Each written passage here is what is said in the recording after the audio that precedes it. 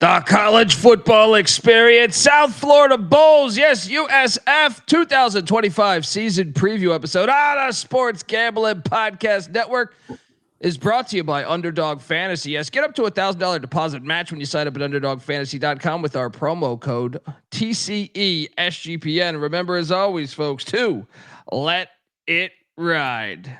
Hey, this is Pac-Man Jones. You're listening to SGPN. Let it ride.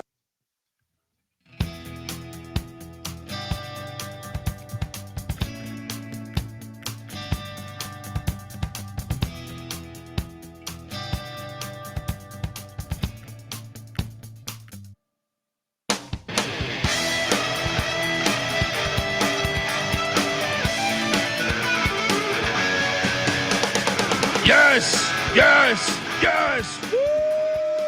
Welcome to the college football experience. USF South Florida 2025 season preview episode. You fuck with the Bulls, you get the horns. Let's go. YouTube.com/the college experience as we're breaking down all 136 teams in the land. And yeah, I mean, how about this? We got look, this is the first episode without Moneyline Mac. He is en route, I think, back from the beach traveling. So look, jump over here, youtube.com/the college experience. We got a guest, all right? And I'm excited to bring him on the show. But first, I want to let you know, if you're wondering who the hell you're listening to, that's fair. My name is Colby Swinging Database Dan, aka Pick Dundee. That's not a pick. This is a pick. He was raised in the land down under, where a man thinks on his feet, speaks with his fists, and lives by his wits. When Dundee happened, he was a superstar. He's the kind of guy that would drink a gallon of gasoline so he could piss in your campfire. You could drop this guy off at the Arctic Circle wearing a pair of bikini underwear without his toothbrush, and tomorrow afternoon he's going to show up at your poolside with $1 million smile and a fistful of pesos. I love me some South Florida Bowl football. Although, did cash the under last year.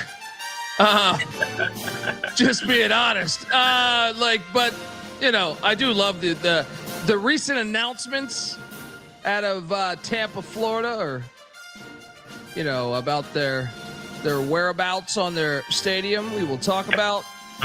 Very excited about that. And I am joined by a guy I've been wanting to get on the show, and I got to be honest, I wanted to get him on last year. But you get tunnel vision. That's the one thing I'll say. I would not say the same for college hoops or anything when we're doing the nightly shows, but when you're doing the team previews, I find myself each year getting because I think I'm going to more media days. So there's a snowball effect where all of a sudden, you have these ideas for having guests. You've reached out to these people. Right. And you say, hey, we're going to get this guy on the show for this. But then you realize okay, I went to the media days here. I went there. And then you realize holy shit, we got 75 episodes to do in 24 days. Right. So then you're just all right, scrap the guest. Let's just go in.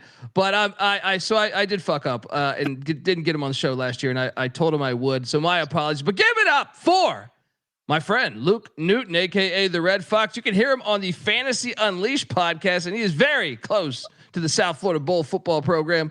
What's up, brother? Good to have you on the show. I'll start off, not being too cliche, but it's an honor to be here. The college football experience is kind of a lore with the Fantasy Unleashed podcast because, when, I was starting to get it, I'm from the Ohio region, right? Ohio and PA were kind of late to the sports gambling game, right? So when they did legalize it, I texted my buddy Beaver on the show and was like, hey, what's a good college football podcast to listen to? And his first answer was Pick Dundee. So that's how I got started with it, right? And it's an honor being here for Moneyline Mac because the little bit of where I'm from, Carroll, I was high school guidance counselor at Carrollton High School, coached basketball with Mike Ackerman at Carrollton, same county that Huggins' dad has his team camp, right? If Moneyline Mac, if he knows anything about Bob Huggins, he knows of, Indian Valley, which is where, it's not Huggins High School, right? But Kanawha Valley, where the Huggins team camp, he knows all about the lore. That's the area that I'm from, right? And, you know, part of the reason why I listen to the College Football Experience every week is the passion that you guys have for it, right? You know, I told you from Ohio, like you said, football heaven, kind of where we're at. But I tell you what, you guys take it to another level. And yeah, excited to talk some bowl football with you today. Well, thank you. I promise you that was not scripted. I didn't send him that. I didn't send him that pre-episode. I appreciate the love, brother. Well, actually, I'm glad that you didn't have me on last. Well, I was kind of pissed when we was watching the Bama game because, like, going through, like, maybe my heavy prediction for last year was that USF would beat one of Miami or Alabama, which I'll get into the Miami game a little bit when we get into the schedule of how that score is so misleading, right? But when watching Bama, I was at a wedding. And I'm a Notre Dame fan, so the same night of Northern Illinois. Can you imagine, like, that was going on at the same time, right? So I'm at my buddy's wedding, literally trying to watch Notre Dame, Northern Illinois, and USF, Alabama all at the same time. Like, talk about just an unreal night. And I'm like, I tell you what, if they pull off this upset and I'm not able to claim my Bama or Miami upset, then I was going to be pissed at you. But not always forgiven, because I tell you, I'm excited about this team this year. Like I saw the rebound, like the chat, you know, rebound year for Byrum Brown. It's definitely in store when we get into this roster. So yeah. Look, let's just jump right in there, because I do want to know where you're at now. YouTube.com/The College Experience. Got a slideshow for all this stuff. Where are you at with Coach Golesh here? Alex going to go to the Golesh because he is he's done a great job considering where Jeff Scott had this program. Yeah. I actually didn't think that was possible with that much talent in Florida. Not to bag on Coach Scott, because I'm wishing him the best, but I still think, like, how the hell were they that bad? 7-6 in both years for Alex Golesh. Obviously had quarterback injury situations last year, but where are you at with Coach, and what's your assessment of last season? Because you seem like you kind of hit on that a little bit right there. Yeah. No, I mean, like, obviously the first year exceeded expectations with where they were coming from, but a lot of that was with Byrum Brown. And you know, not to talk about too much of your past, but, you know, Golesh, he is a big Mike Leach guy. So, like, when I took I'm not that funny, but my joke when I was coming down here is I'm the second most important redhead from Ohio State that works for USF. So like that is my claim to fame at USF, is that it's Coach Golesh and then me, right? So I am biased with it because he graduated, I think, in like 08, 09, right? And then I graduated in 2014. He's a few years older than me, but like biased with that, where, you know, he's coming from Ohio. Really, like, he brought his high school coach down with him to be the player development guy. So, like, he brings in this nucleus of a good, strong staff. Todd Orlando, right? Pittsburgh guy, same high school that Dan Marino went to. Like, this really solid, gritty Midwest staff, and I love it about him. Was last year a little bit of a disappointment? Yes. That was a really tough schedule that they had last year too. Capping it off with the bowl win against San Jose State. Really, without Nick Nash, right? That you got to contribute with that. But I would say, like, yes, I am pro Golesh. I hope that he stays along for a couple years, because if they're due for a big year this year, it's kind of like you said, the big schools are going to come calling because they notice the turnaround that he's had in this short amount of time. But was that because Sean Atkins was the Wes Welker, right, for Coach Golesh? Like, that's going to be a lot to replace.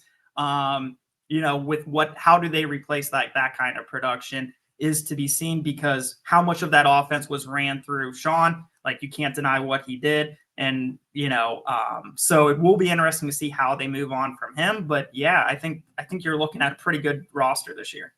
I think, and I you know, we're going to talk about this year's team, and I hate doing this, but I feel like at the same time, I still feel like you owe it to the listeners. Mm-hmm. Like, I don't like saying, you know, hey, we're previewing South Florida, and where's Alex Golesh? Could he be Florida or Cincinnati's head coach next year? Yeah. But you also, like, I think, you know, if you're doing a podcast where you're talking about the whole sport, it's worthy of saying that. I hope he stays at South Florida long term, but I do think everyone watching, if South Florida has a great year and if Cincinnati and Florida don't, I do expect both of them to consider Alex Golesh as one of the top targets, especially if Tennessee beats Florida.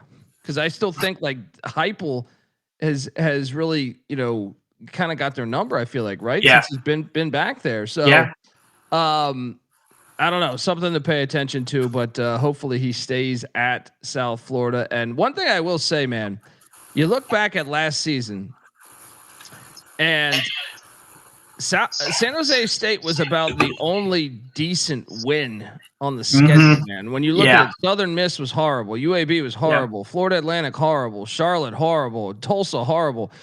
And then, like you said, Nick Nash didn't play in San Jose. That game was insane, by the way. It's probably the best bowl game. That or like the Illinois South Carolina game. But what was it? 5 overtimes? 5 overtimes, 41-39. I hate the only game on that night too, right? So that just added to it, right? Like, I mean, you just add all of that together, and it came to be like, and it ended at 1:00 at night, like, I mean, or Eastern Standard Time, right? And it ended on one of those things that I hate too, like the forced 2-point conversions. Yes, I hate that. Such an overreaction from the LSU A&M game a few years ago when it went to 7 overtimes. Yes, but look, the Bama game, Miami games, okay, those were blowouts. But I don't even like. Okay, but Tulane 45-10, Memphis 21-3, Navy 28-7. What? And Rice. Rice was in a very good defense. And really, that Navy score, I think they got beat worse than 28-7. Like, that was bad. Like, the Tulane was the most deflating game watching of the year, right? Because like even the Bama game, like they were in it in the fourth quarter, right? And then Miami, they were beating them with 2.5 minutes to go in the first half. Miami goes and scores an 80-yard touchdown. And then USF misses the field goal right before halftime. That would have made it 22-17. It just took all the wind out of the sails, right? And then they're down 14. And I tell you what, like you talk on the Miami preview of how they got these like lucky calls. So they're down 14. Byrum Brown, 4th and 5, scrambles to get it inside the 25-yard line. Some phantom holding call just magically appears on the field. And then USF has to punt. Miami scores a touchdown, like basically the next play, in 21-point game. But if that holding call doesn't happen, first and 10 in the red zone, can they get a touchdown, make it a 7-point game, and then the Cristobal magic, the game management, it's a whole different game from that standpoint. And like, so that's what's frustrating about football is like those little things can change the tide just so quickly. And it's like the momentum, just like the air in the stadium was in there, right? Like you could feel it. Then that missed field goal was like, damn, like that was like their chance to really like go into it on a good note. And then when that happened in the second half, it was like, okay, this is over, right? Like that. And then it just got out of hand and they lose by 35, right? But when you look at the box score, that's what you see. But like my family came down for that game. We were at the Miami game. So watching it, and it was just like, they were that close to making this a really competitive game. And I think the spread was 17. Definitely they were covering the 17, right? If they go down and score a touchdown. But what would Cristobal have done? Okay, now you're up 7. The home crowd's all into it, right? Does he piss down his leg like we know he can do? So, yes, disappointing. I think it was more about how they showed up in the first half of the Miami game and basically 3 quarters in the Alabama game. Those are their best wins of the season, right? Are those 5 quarters that they played against those 2 teams. In my opinion, like that's how I looked at it, is like, yes, they beat the teams that they should have beat Rice, right? But Memphis, like that Tulane team was so good last year. Memphis was still pretty good. We saw Navy was still pretty good, right? So I think they lost to 5 good teams. Rice is the blemish, but they beat the teams that they were supposed to beat. Yes.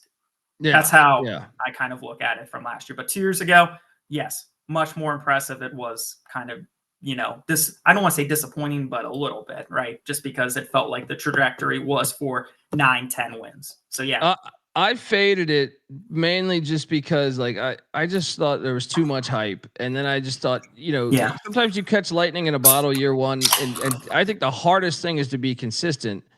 Like once you've established consistency, then I'm more willing to just you can do this. But yeah, so Coach Golesh, 14-12 there in 2 years, doing a heck of a job. Remember that I think they were 1-11 the year prior to him taking over. If memory serves me correct. The offense this season, with Gordon and Burns as OCs there. Look, 33rd in scoring offense, 67th in pass offense, 39th in rush offense, charting at the 46.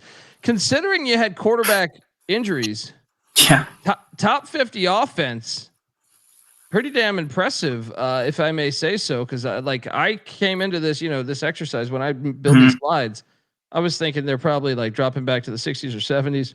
Yeah. Because of that, top 50 is pretty damn impressive. They return. What's that? Well, I was going to say it wasn't just quarterback injuries; it was offensive line injuries. Their offensive line was just battered the whole year. So like that, I would have definitely said with you in the 60s, 70s. I wouldn't have projected them as a top 50 offense. But that just Golesh is that good of an offensive coach. Yeah. Yeah, and Byrum Brown is healthy, right? Is that the official word? Are we good? We don't have to panic. Yep. No. A little bit with. Did you see Bryce Archie got drafted to the Cincinnati Reds? Yeah, I did. So a little bit of of that, but yeah, no. I mean, yes, he seems full go at practice from all the reports that I've read. Yeah, he seems completely healthy and ready to go. When he is healthy, I think he's one of the tops. I'm trying to think right now if you had to do like your. I didn't do this exercise before the show, but I would say he's one of the top quarterbacks in the group of five. One that you could totally see starting elsewhere. So hopefully he stays there. But he's a baller when everything's going. The offense also returns Keshaun Singleton at the wide receiver spot and 3 of 5 on the O line. Derek Bowman, Zane Herring, and Cole Best. They also have a Grammatica at kicker. He played 4 games, but anytime you have a Grammatica, I must tout that. That's in my contract. Hopefully he was the number 1 kicker coming out of high school. I think he has the Florida State record for longest field goal. He's a stud. Like he is. He's going to be one of not just one of the best kickers and one of the best group of 4 kickers, but also one of the best kickers in the country when it's all said and done. He's real hardworking kid too. Like I got to work with him a little bit towards the end, and just literally is not one of those entitled, like he's a worker. Like he was out there before any other kicker, like not one of those entitled kids that when he comes from that family, they're all good kids. And really they probably return a little bit more. I think a couple of their offensive linemen also rotated in last year. I know it's like one of those things, like you read different publications, right? So their offensive line should be pretty good, but yeah, no, I mean, Nico is a great kid. Keshaun was going to be my breakout kind of player for this year on the offense, like a name to look out for because they're losing so much with them. But then it's really, what does Byrum do with this offense next year? The controls are his sort of thing. Yeah. And the offensive line thing, man, we just did Delaware's preview the other night, and they redshirted a bunch because of the jump. But in general, whenever you have a team that's injured, more than some other teams, like it's hard to define what is the threshold on a returning starter. If you started 4 games, if you started 3 games, if you started 6 games. So I mean, it's kind of tricky. Yeah. I always try to do half the season. Yeah. If you played at least half the season, that's a returning starter.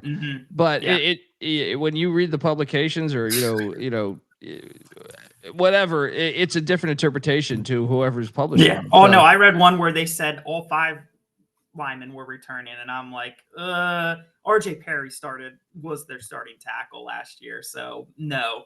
Like I think the most you could say was 4, but like it's the depth behind. Like they bring a lot of guys back that have been within the system. So where in the past, like you worry about the offensive line depth, this is like when I look at the team, and you look at their offense, and they got and they bring in. I mean, we'll get into the transfers here shortly that are high level transfers that they're bringing in.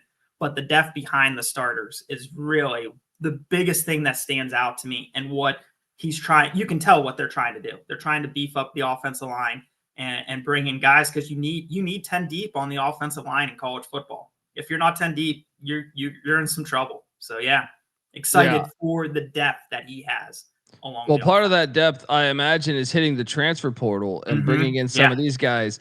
Gaston Moore, a quarterback from Tennessee, where Golesh was at previously. Same with Chaz Nimrod. Great name.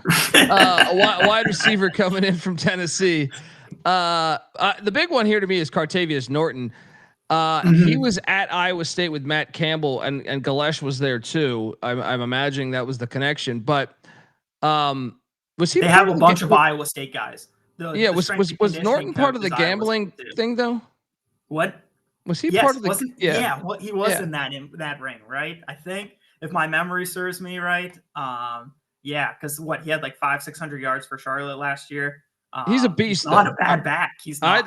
I was impressed at like his freshman season. I think he played at Iowa State, and I was like, man, he can play.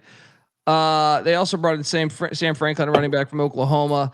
Receivers, I touched on Nimrod, Tyler Williams coming in from Minnesota, Rubin coming in from Stanford, Wyatt Sullivan from FAU, who's on the schedule at the tight end spot, and then on the O-line, another Stanford guy in McLaughlin, and Thomas Schrader from App State. Look, Norton's the obvious one to me. Is there anyone that like really stands out to you here?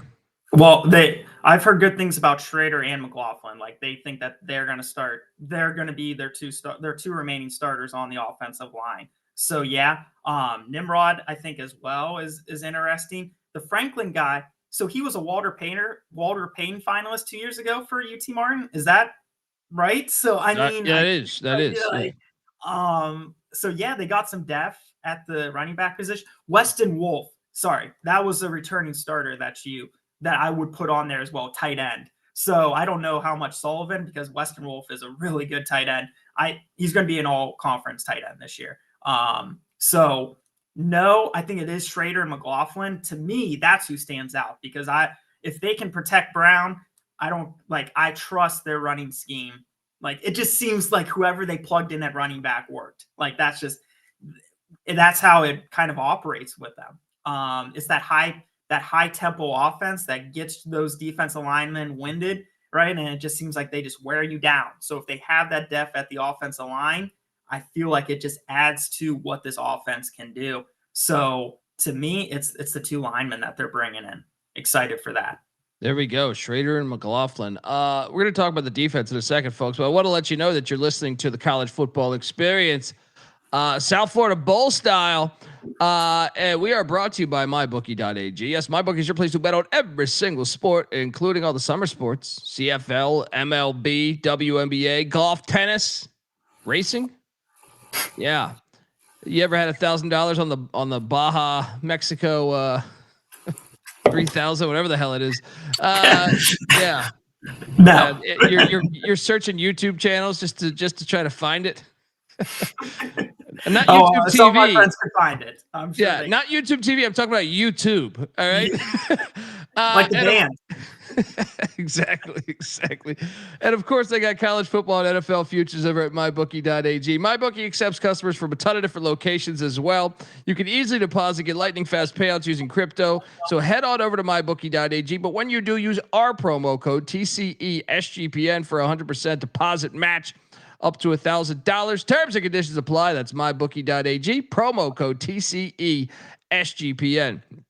We're also brought to you by Rhythm. Yes. Look, you've probably heard us talk about Rhythm before. They just dropped a new game-changing feature called Powered Trends. These are AI-detected patterns where Rhythm's model has consistently won and has a very high ROI. Think like a strikeout prop that wins 59% of the time when the line and win probability hit a certain range. Powered Trends are updated daily and exclusive to Rhythm and Rhythm only. No touts, no noise, just clean data-backed bets, baby. The MLB Power Trends are absolutely crushing it. A lot of unders on batter hit props that are collectively hitting at a 70% rate. Hey, fading players is profitable, people. WNBA Power Trends since All-Star break are 27-16 on Power Trends with a 23.36% ROI. Whew, they are cooking. Nice little bankroll builder for the college football season, which is right around the corner. Download the Rhythm app, check out Power Trends, and start betting smarter. You know damn well we will be. Get your free 7-day trial period today. sportsgamblingpodcast.com/rhythm. That's RITHMM. That's sportsgamblingpodcast.com/rhythm. All right, we are back talking South Florida Bowl football, and I think the big thing is this. And look, I'm a Todd Orlando fan. I remember when he was at Houston, I thought he did a great job, but he's got some work to do. Yeah. I'm sure the Advil is very close. He's got a gigantic bottle in his desk, I believe. Look, scoring defense 100th, passing defense 127th, bottom 7 passing defense in the country last year. 81st in rush defense, charting at the 118th total defense. They return though a solid amount for these days. Rico Watson the third on the D line, linebackers Mac Harris and Jalen Schuler, and 3 of 5 in the secondary with Banks, Rucker, and Ward.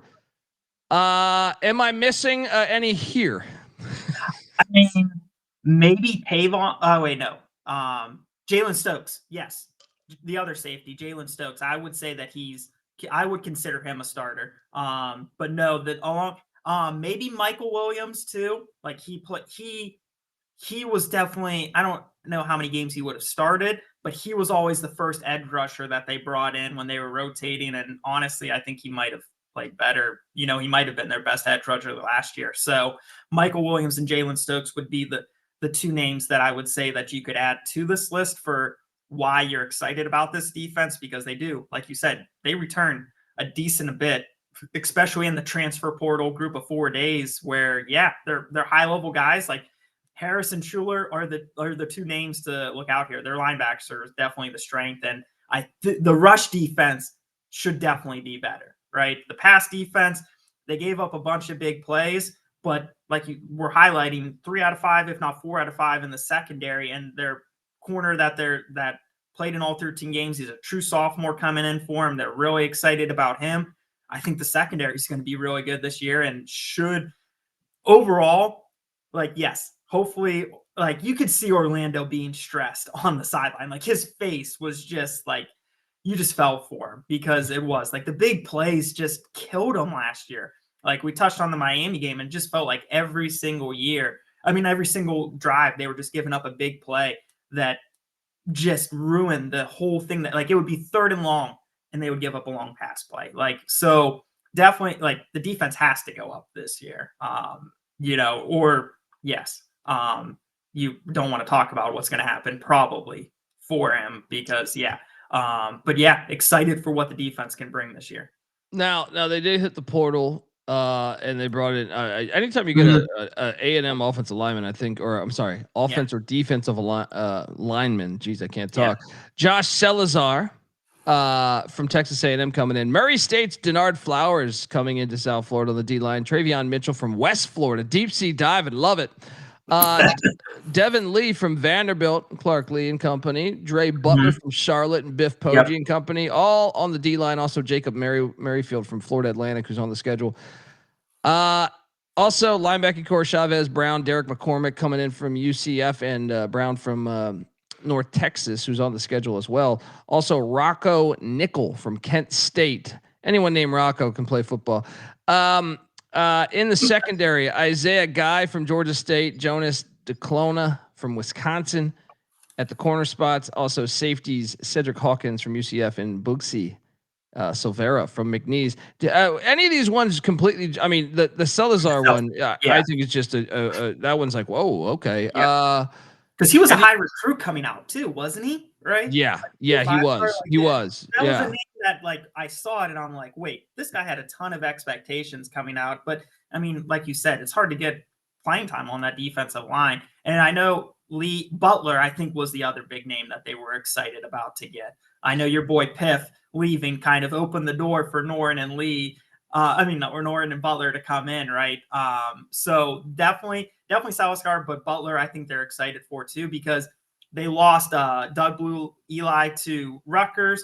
Your boy Emmanuel Hickman, that was at ECU for a couple years and played really well for them. He's at Virginia Tech, and then Gooden transferred to LSU. So that was like the worrisome, how they were going to replace those guys. Because even though, yes, it was a little bit overwhelming, they're obviously respected. You don't end up at LSU, Rutgers, Virginia Tech. Like, in what the research that I've done, they're all supposed to start or be, their second line guys. Like, there's a reason why they're at those schools. They're pretty good football players. So replacing that with who they brought in, yes, I think they did a good job of, replacing those voids that I was going to be worried about. Well, here's the question then. The offense is 46th the season ago. Mm-hmm. Do you see the offense? Do you believe the offense will be better than 46 this year? Because I actually think this year's schedule is harder than last year. Yeah. I think the offense will be about the same, but that, like you said, that's better because based on the schedule. The defense, I see a top 75, 60 defense. I do. I know I'm biased, right? But that would be a gigantic jump. I mean, I could see it too. I mean, they got to show me it though. Like, like 118 is 118, but like, I could see some guys and how young they were just being vastly better. And you're down there like that. To me, your talent level is better than 118. Yeah. The depth, when you look at the depth that they have, they're like the guys behind these starters are guys that have been in the program for 2-3 years. Like there's finally, I think, a nucleus. There's a culture that they have here. I shouldn't say finally because they've had like South Florida. You know how good you're a college nut, right? Like know the history of South Florida and how good they've been, right? There's a culture here, and that's the thing to be excited about is that you have guys staying that could have left, that are remaining within the program because they're buying into what they're doing, and now USF has depth at all of these positions. So that's why I'm excited for it because there's a lot of continuity where like previewing them in the past, you weren't sure about that. What's behind the starters. So 10 8-win seasons or better in the past 25 years, which is just nuts because like you said, some of the 1-11, there's been some really down years here, but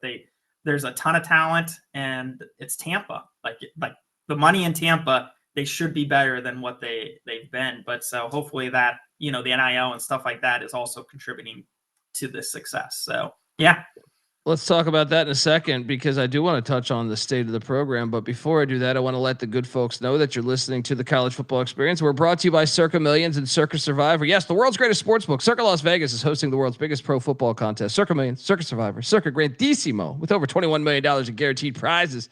You can't call yourself a true DGen if you're not competing in the Circa football contest. So what are you doing? Come hang out with SGPN, the Sports Gambling Podcast guys, at the Circa Contest weekend, August 21st to August 23rd. And guess what? The College Football Experience guys will be there too. Myself, Moneyline Mac, live shows. We're going to be covering week 0 Farmageddon from Dublin, Ireland, Stanford, Hawaii, Portland State, Tarleton State, Southern NC Central. We're at Fresno, Kansas. What am I missing here? There's Western Kentucky is hosting Sam Houston State. UC Davis taking on Mercer and Alabama. We're covering all those games. You're damn right. We're going to be live from Las Vegas at the Circa. Live shows, open bars, and why wouldn't you go? And we're going to get you 15% off your stay at the Circa because of this deal. So when you hop over there, use the promo code SGP15. You're welcome. The contests are open for everyone, by the way. Sign up in Nevada. You can play with, from anywhere with the help of SGPN's official proxy. Go to footballcontest.com. Use the promo code SGP to get $50 off those proxy fees.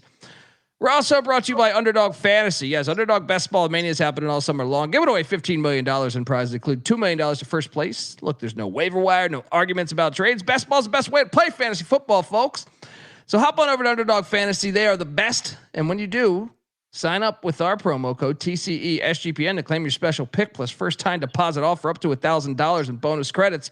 UnderdogFantasy.com, promo code TCESGPN. All right, we are back talking South Florida Bowl football. And look, we talked state of the program. Obviously, I just rattled off 10 8-win seasons or better in the past 25 years. Golesh has been to back-to-back bowls since he's been in Tampa. Previously Jeff Scott era was an absolute nightmare. But they're back on they're back heading in the right direction there. The big thing for me though is stadium. One of the things I understand it. It's like when people ask me UTSA, I hate domes. You know that. I don't think domes have a place in football personally, but I can understand the logic, and you're starting up your program. You got to use what's around you, right? Yeah. And South Florida started their program, and Raymond James Stadium was there. So, for state of the program, but it's been a while. You've had a lot of success. I look, my thing is this: college football should always be played on campus. Yeah. Right. Unless you're talking the Rose Bowl or something, the championships, like regular season games should be on campus. So Raymond James Stadium is their stadium. It's 27 years young. It's actually, to me, one of my favorite of the NFL stadiums that these teams use. Yeah. How far is that commute again? Like with traffic, without traffic, half an hour. With traffic, 45 minutes. So on a Saturday, you're probably talking 30, 35 minutes, I would say. That's a lot to and ask. They bus students down. So the students, like you said, it's tough because they got to wake up, they basically have to plan their whole day around going to the game, right? Like with me, my freshman year, I lived in Morrill Tower. So I could wake up at 11:30, take a 5-minute shower, change, and be at my seats before kickoff at noon, right? I didn't have to do anything to go to the game, right? And then these kids, it's like you said, it's Saturday, Tampa, Florida, right? You're hungover from Friday? It's a trip to get down there. So for them to come the way that they do, because I tell you what, the students do show up for the games. It is a testament to the kids that go to the school, because it's not an easy trip down there, and you do have to plan your day around it. So yes, I'm glad that it's one of the better. If you had to pick an NFL stadium to play in, it is there is that culture to it. I'm trying to think, what do we have right now? We have what, UNLV, Temple, and this, and whatever you want to say for UTSA. They're at an XFL stadium or UFL stadium. But I would say this one would be my top pick. Second would probably be the Link, right? Yeah. Because there is an identity to it, right? It's a good NFL stadium. Now I'm interested when they build the new stadium. I'm interested to see what ranking you'll give it, because that's going to be exciting. Yes. Yeah. And look, this is Raymond James Stadium, folks. When things are popping for USF, once they've had Bama and Miami, it was right? Back when why am I drawing a blank on the former K-State defensive coordinator who had it going? Jim Leavitt. When Jim Leavitt had it going, I remember them storming the field like good fan bases should do at all times.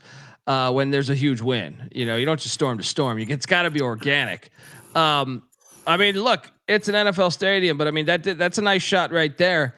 I just think college football game. Like this. There's a fucking Red Lobster, dude. Come on. Yeah. This one I mean is the NFL stadiums are all corporate shopping malls to me. Yeah. I see a is that a Ross over there on the top left? You got to do what you got to do. So I don't blame them. And then they have big news, which we'll get to in a second. They do have good fans though. Look, I have a lot of shots of the good fans that they have they're willing to make that 35-minute commute, 45-minute commute. And the band, obviously college football is incredible. See, look at this, man. You got good fan base. When USF's got it going, they'll make that commute, and that's a testament to a good fan base. And look, storm the field. There we go. Big wins, top 10 wins. I think they beat West Virginia when they were top 10 right here. Yes. Why am I drawing a blank on the quarterback? He's working for USF now. Grothy, right? Isn't that his name? Or Matt Grothy? Was that there? But I'm not sure what year that was. That's what I'm saying. It might not. BJ Daniels, was it BJ Daniels? BJ Daniels? Yes, BJ Daniels. Okay. Yes, that's who he works. He's in the athletic department now, and I just saw Pitt plays at your acupuncture stadium. But Raymond James, Pitt, it's like the Miami Hurricanes too. Yeah, right. But Raymond James, much better than Hard Rock Stadium in my mind. Yes. Much better. Yeah, and it makes more sense than the Pittsburgh, right? Because the Pitt one has is been along forever, and the Pitt one is so tragic. The Pitt and Miami ones are so tragic because they decided to get rid of the Orange Bowl and Pitt Stadium, which are like two of the best stadiums ever in my mind. Yeah. But yeah, man, look, the fans, a testament to this is the new plans, though. This is the new plans on campus stadium. I think I read refreshment. I mean, I don't know that you have this numbers in front of you, but I believe I read like $380 million or $280 million, something like that, thrown into this. Tampa General made a big donation, so that's what kind of put it over the top. But yeah, look at that on stadium, on campus stadium. Now we're talking college football, baby. 2027. 35,000 people. It's like, what does ECU hold? Or they're around that too, right? I think it's 40, but yeah. No, you're right though. And this is so exciting to me. I actually am going to try to pinpoint. I might hit you up, man. I might try to go to the opener. Well, I'm hoping that ECU has been left off the schedule, so that might be the other one, right? Like, what's going on with them, right? I know what's going on with that. They're scared. ECU must be putting the administration at the American Conference. They don't want to put those fan bases together. Too much alcohol, right? Yeah, I mean, I'm very excited. Right behind the basketball stadium, you can kind of see the Yingling Center there. That's where the practice field is. It's going to really all tie in. Just like it's going to make the campus stand out so much more with it being on there, right? So it's exciting. It really is. Like, I know like it nerds out a little bit, but like this is what they need to take them to that next of being a dominant group of five, right? Or Power Five. ECC, ECC calling, right? Like they need this. Like it 100%. Then you have the capability of when a Miami or an Alabama play one game at the Raymond James where you need the 65,000 people, right? That's not going to hurt things to play one game there. I know you might not want to hear that, right?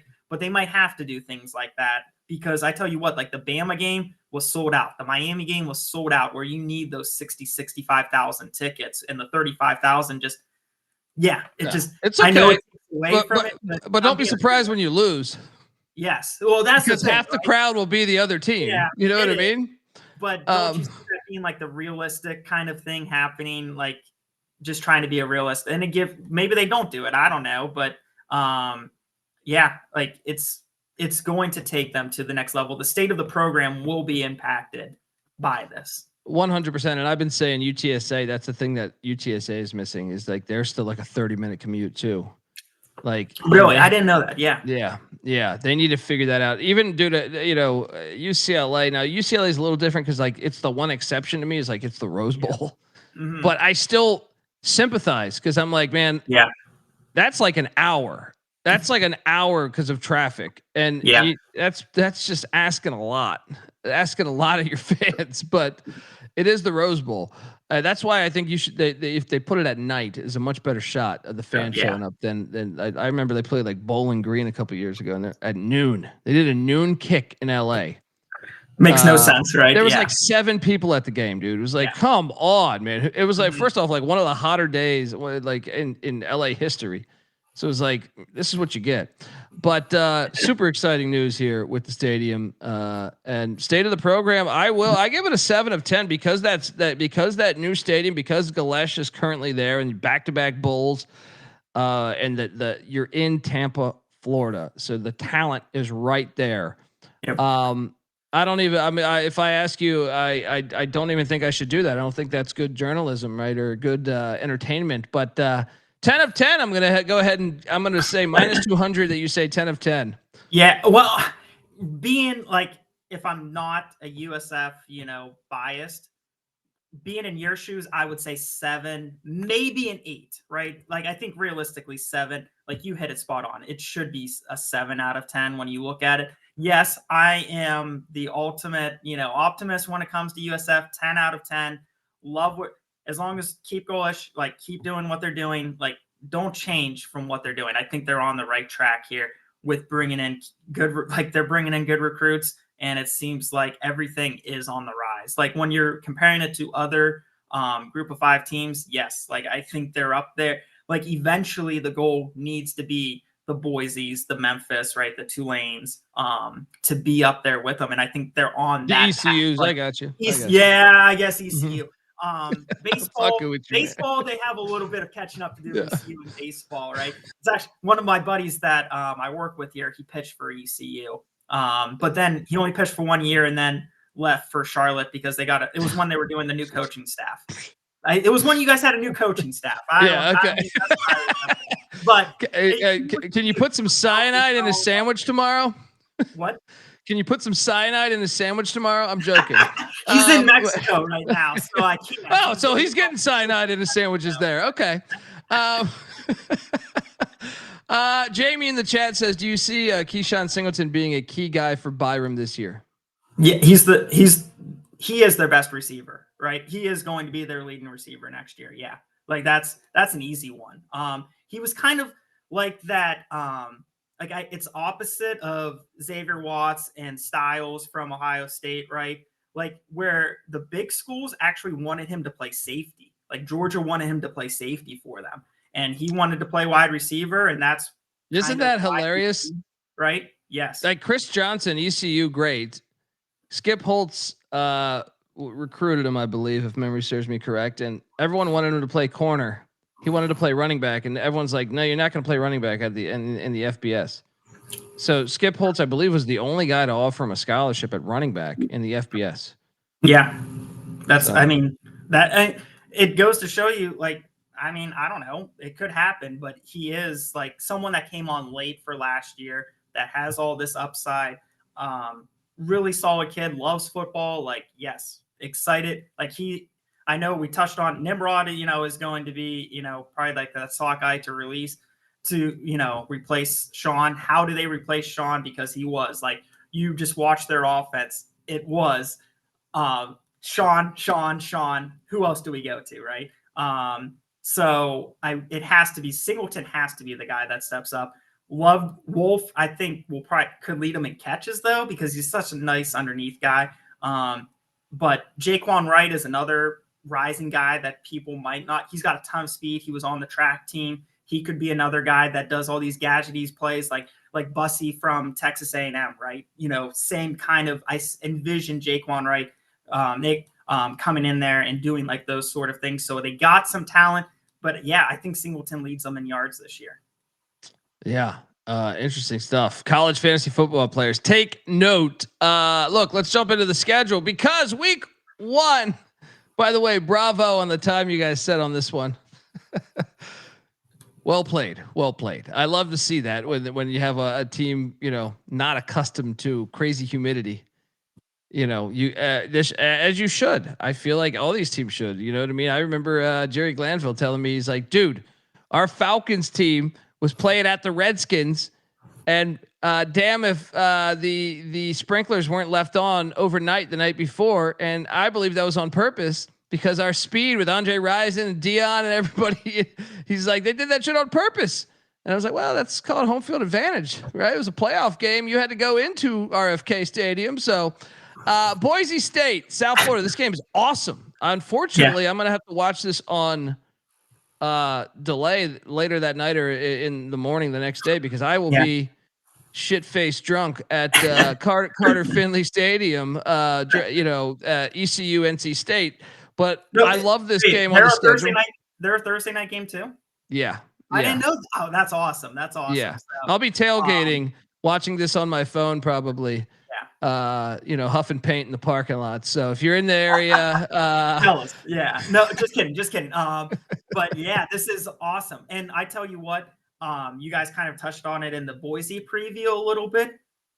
This is the hottest that, like, it is just unbearably humid. Well, I shouldn't say unbearably humid, but it is like, I don't know how they're going to react to they got to get down here like a week early, I would say. And I don't even know if that could get them prepared for this heat down here.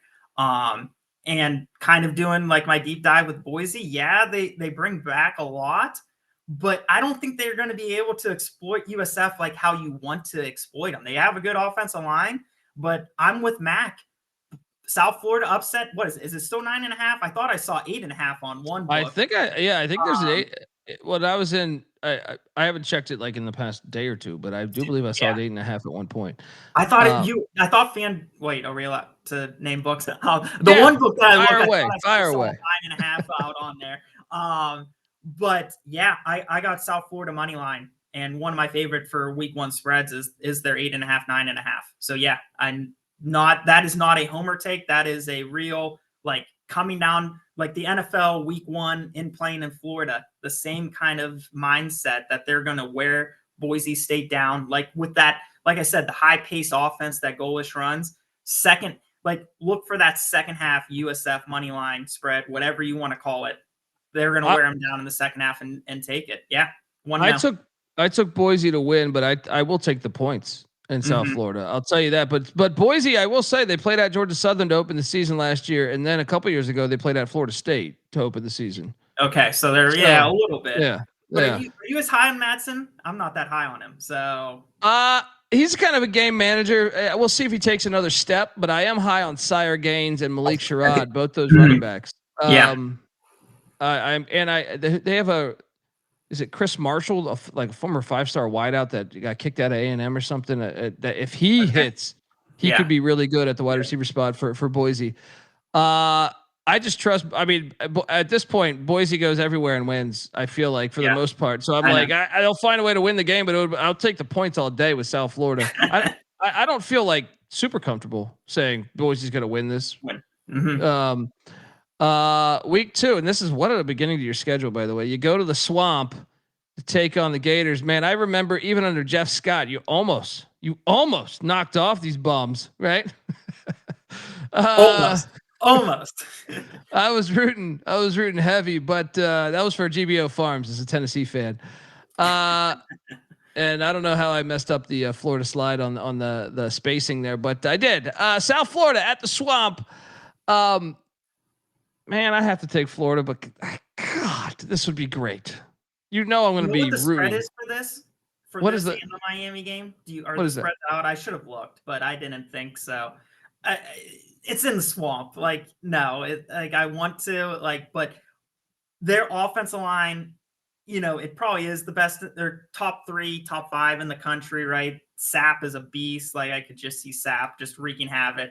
And their defensive line is just unreal too. What's the situation with Lagway? Like, is Lagway the quarterback? That's true. He is injured right now, right? That would be suit. And he's not going to play against Long Island. They play Long Island week 1. Yeah. Oh, I know. We're on the Sharks, right?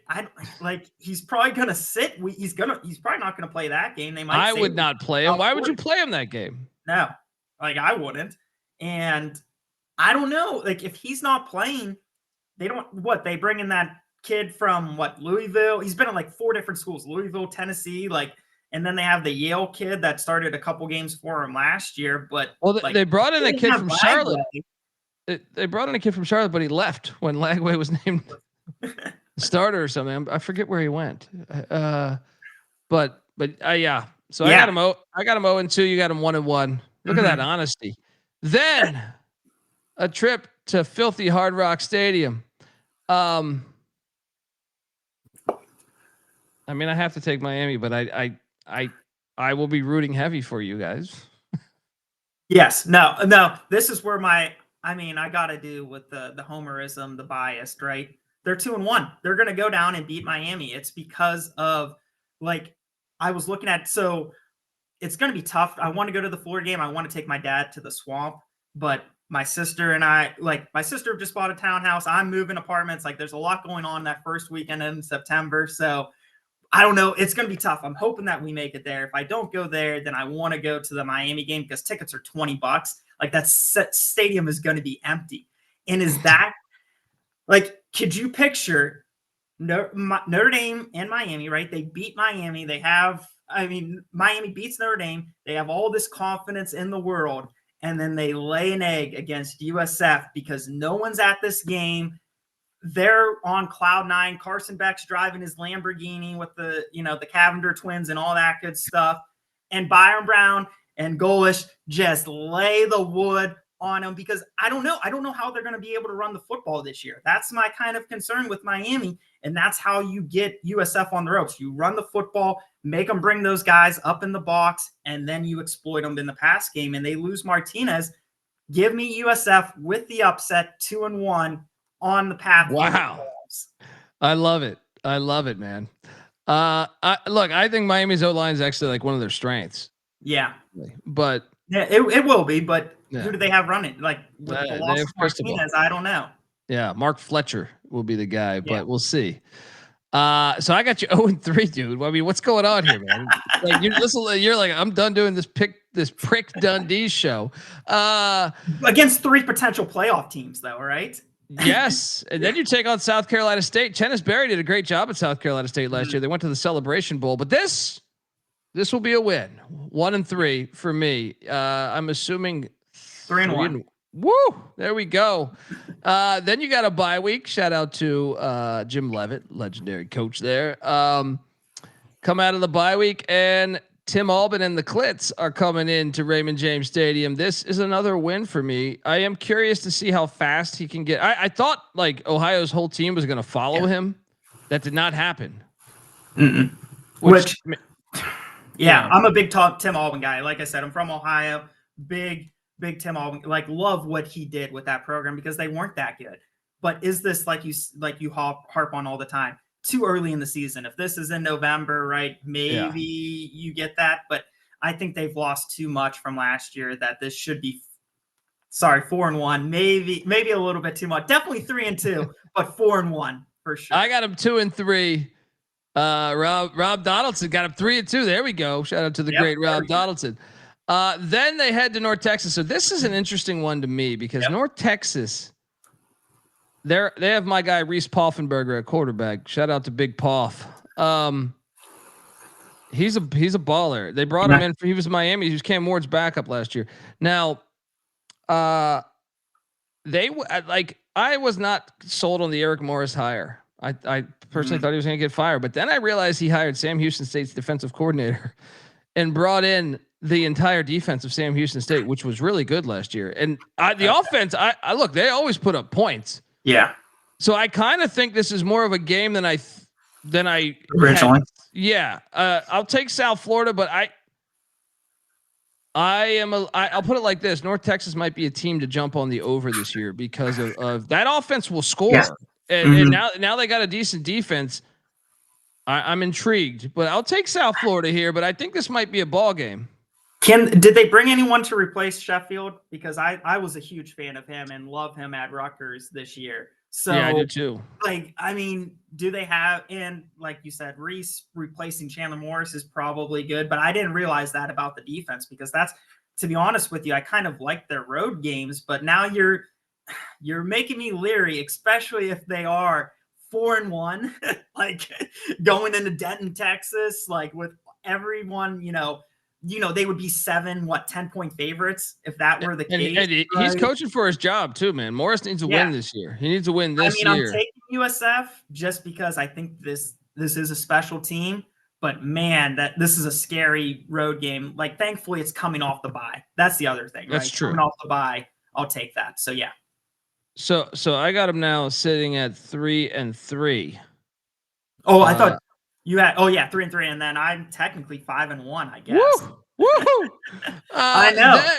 Golesh is going to be hired by Florida in week 6, right? Yeah. Yeah, and it's nice getting Eric Morris and Kitley back to back. They run the same system. Yeah.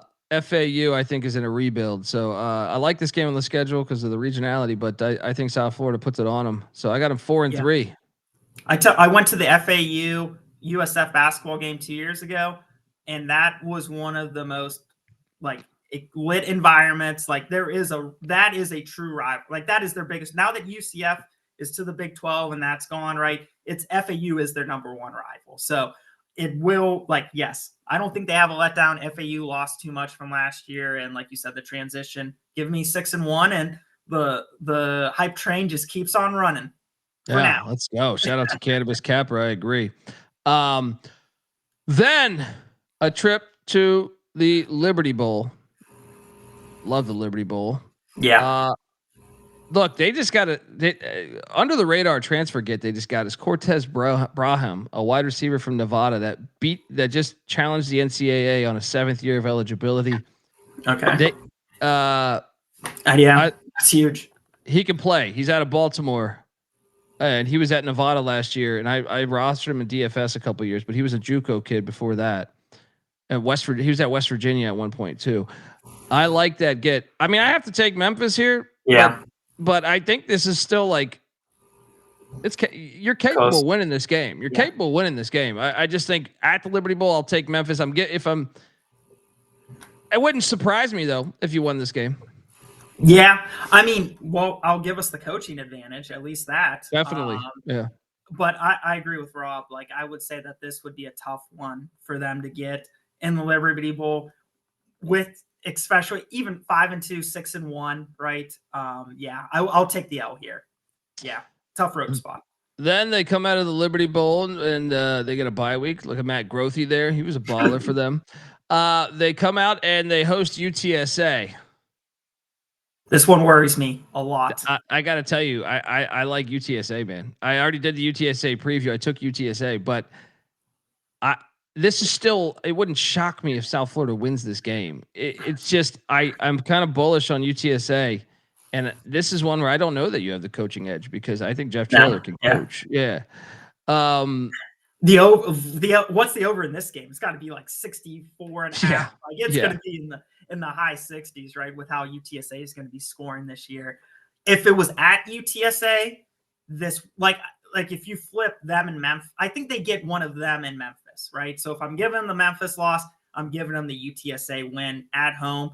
They split that. I know that's terrible to say and something that we might do too often, but I think they split between Memphis, UTSA.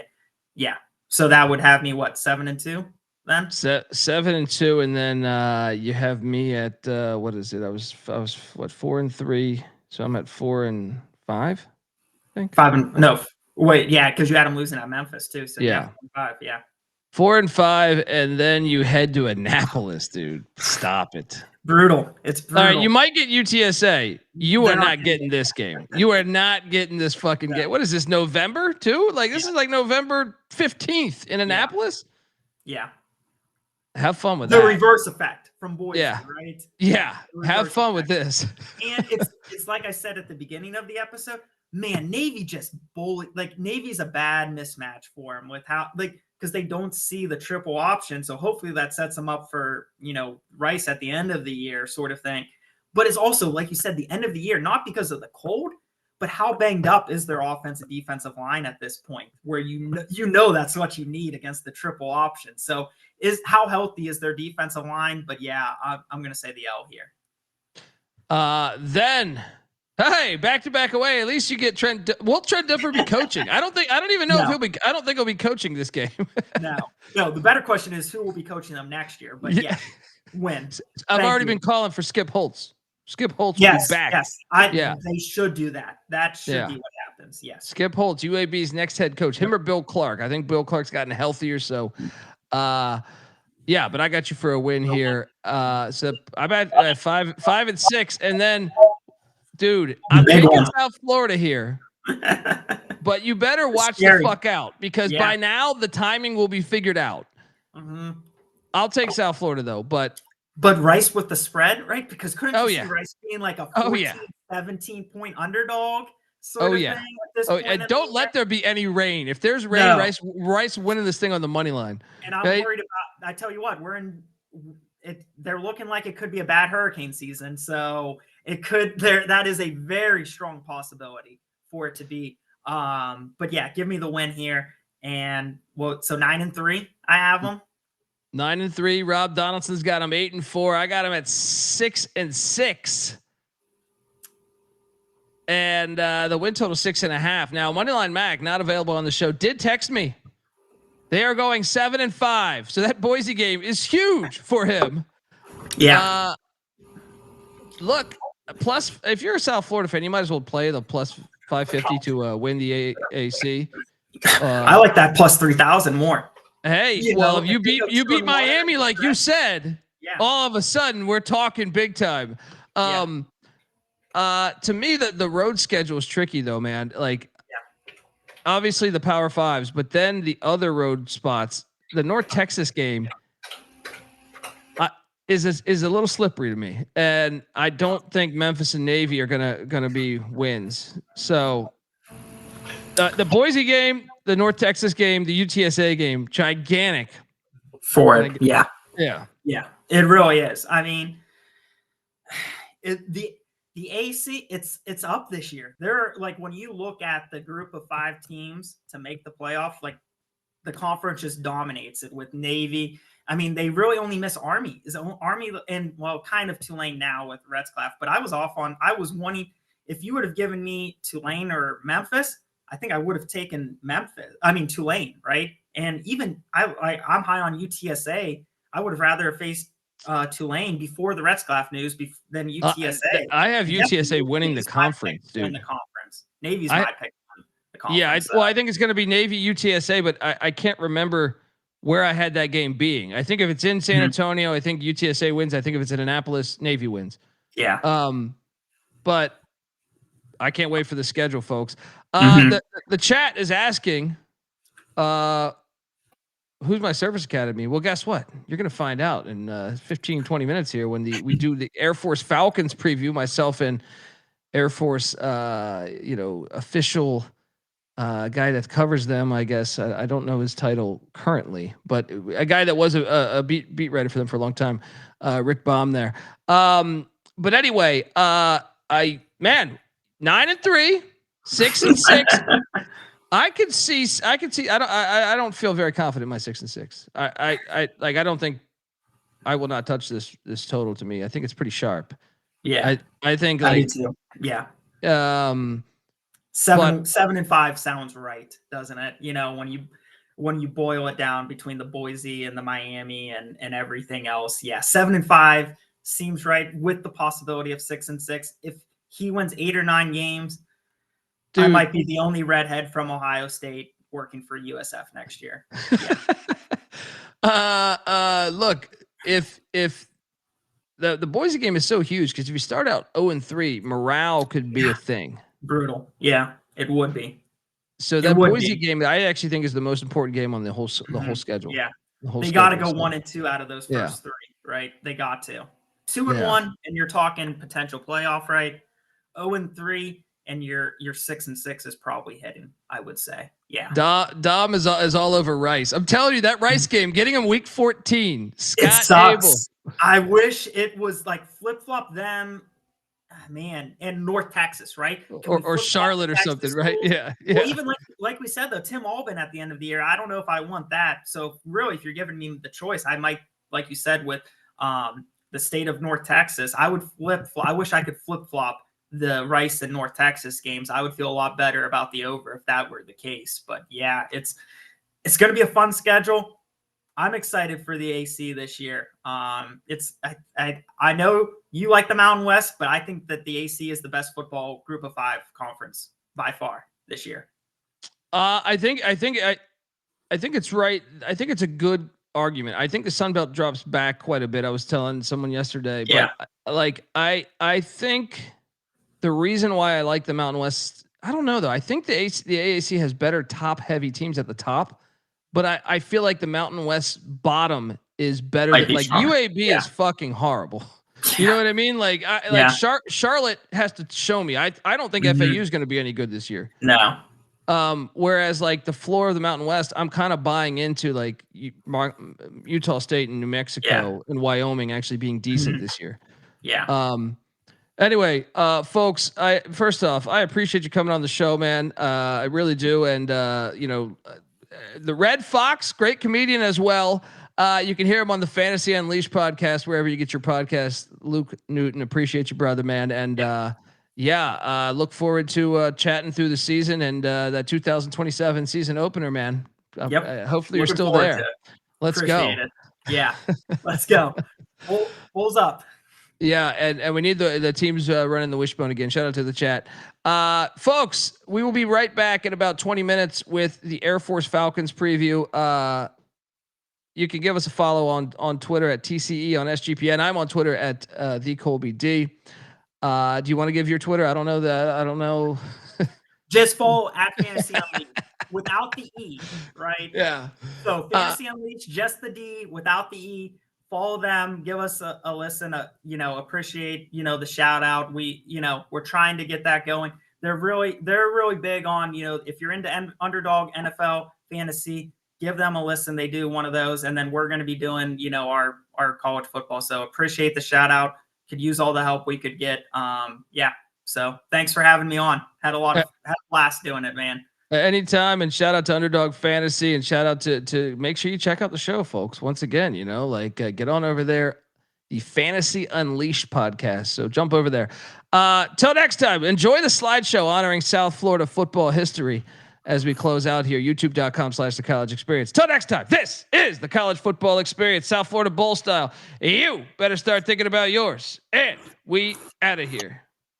Mailbox 1. You have 7 Let's get 1.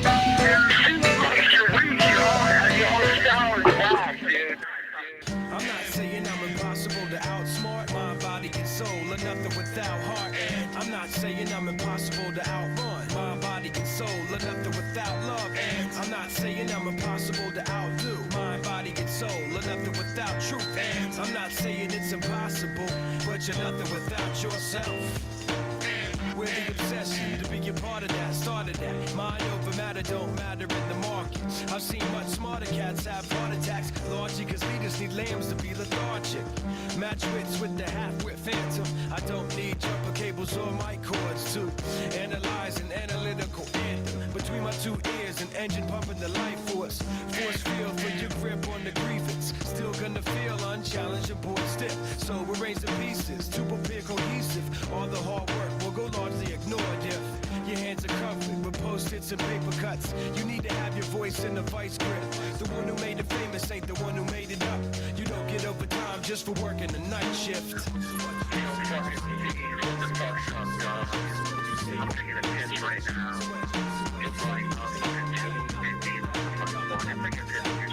I'm not saying I'm impossible to outsmart my body and soul, or nothing without heart. And I'm not saying I'm impossible to outrun my body and soul, or nothing without love. And I'm not saying I'm impossible to outdo my body and soul, or nothing without truth. And I'm not saying it's impossible, but you're nothing without yourself. Every time I close my eyes, I'm taken to the same place, a playing field, and every contestant's got the game face.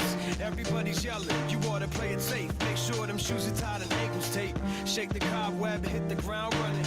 This is how cunning I can get with the footwork. You're doing it right, well, it shouldn't hurt. Flirt with greatness, still I run the famous. Nice high heels, I got mics with spikes. Trampling the home team and their turf for life. For the few fleet of foot, too fast for me. I fear none, cause I run and ignore the pin. Of feet by the tree, they're the fast asleep. In love with the game, you adore the head. I believe in achievement. My soul isn't rewarded just cause the season goal moves toward it.